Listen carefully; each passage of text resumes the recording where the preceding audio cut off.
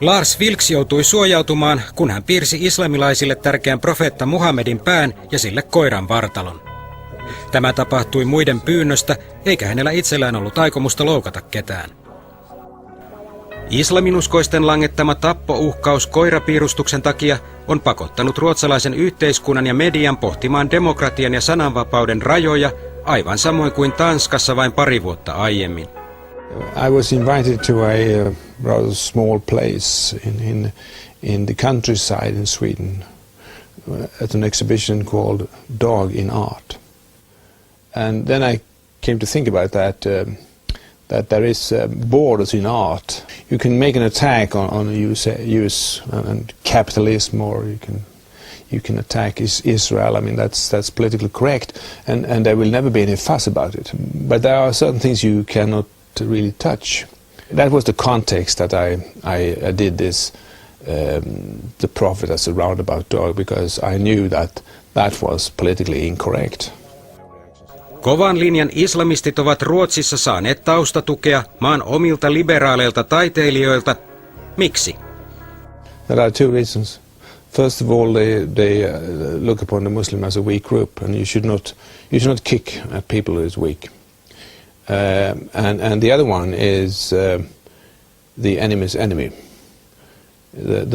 Some of the militant Muslims are actually challenging capitalism in the US. And you could give some sort of support. Vilksin kuvien kohteena ovat tarvittaessa myös muut uskonnolliset ryhmät. Kristityistä on syntynyt huomattavasti koirakuvaa rajumpia teoksia. And here is Christ as a pedophile, which I also exhibited in Norway. No one bothered about that. This one had some sort of discussion, because there was one debater who was very ironic against me and saying that, well, you are attacking the Muslims. We know that you just want to attack them. Would you draw a Jew pig? And I said, of course I will draw you Jew. So I made this.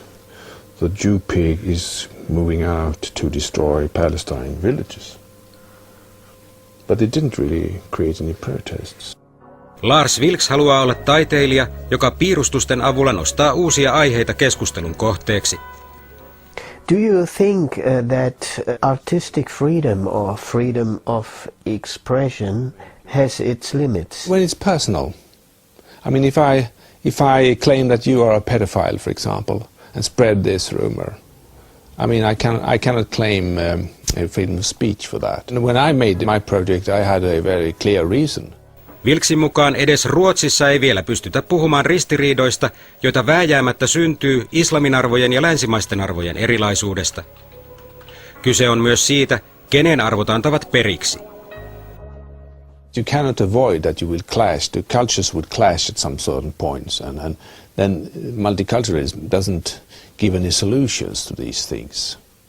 I think that concept is slowly dying away. It has had its best days. So it's a political game that is using the integration question. I think that the important thing is that you actually, when people arrive here, that they are presented the rules. See, this is what is going on here. We do this and we do this and blah. And you have to accept that. Päivää ennen A-studion käyntiä Vilks sai paksun kirjeen. I got this letter here from Stockholm, and unfortunately there's no address here, so I cannot answer, but it's a bunch of children's drawings. There's a kind of bad guy saying this is LarsVilks and I'm surrounded by two pigs. And they say, there you got it. And here is I hate you. Me and the pig, we are drinking from the same water, and that should be very bad, I suppose.